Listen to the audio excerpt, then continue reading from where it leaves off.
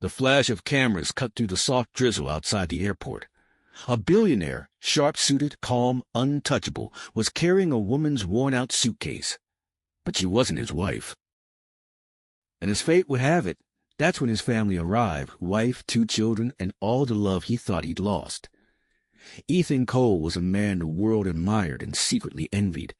CEO of a billion-dollar company, philanthropist, husband to a beautiful woman, father of 2. Yet beneath his confident smile, his life was hollow.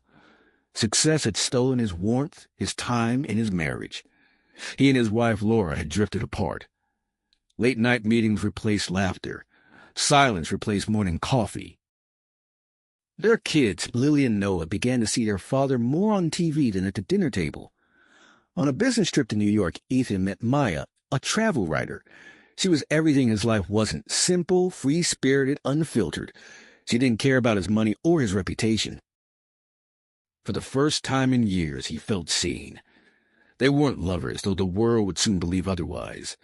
She had interviewed him for a book about humility behind wealth, and in her honesty, Ethan found reflection. Her questions dug deeper than any reporter's. When was the last time you carried something that wasn't your own? It haunted him. Maya's small bag slipped, and without thinking, Ethan picked it up. For once, he wasn't a billionaire, just a man doing something decent. But fate, cruel and precise, chose that moment. A black SUV stopped nearby. Out stepped Laura and their 2 kids. They had come to surprise him after months apart. Lily shouted, "Dad!" and ran toward him, only to freeze at the sight. There he was, holding another woman's bag, and cameras, always waiting, began to click. In seconds, the moment was everywhere. Asterisk, billionaire caught with mistress carrying her luggage.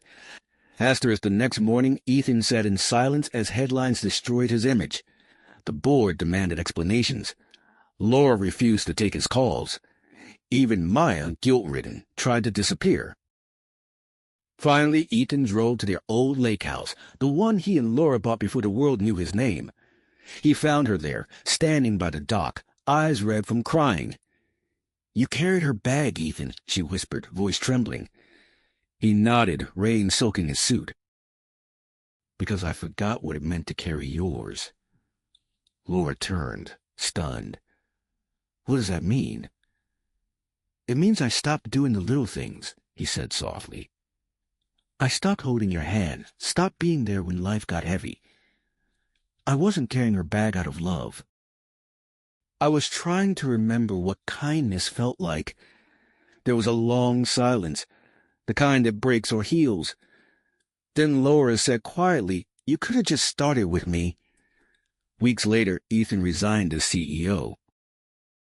He had donated part of his fortune to fund single-mother housing projects under Maya's name, the Carey Project. He and Laura began to rebuild slowly through quiet mornings, shared meals, and honest conversations. That photo, the one that almost ruined him, became something else entirely. In interviews, he later said, "That moment reminded me that being human isn't about being perfect. It's about carrying what matters. Sometimes, the heaviest bags we carry are the ones we never meant to drop."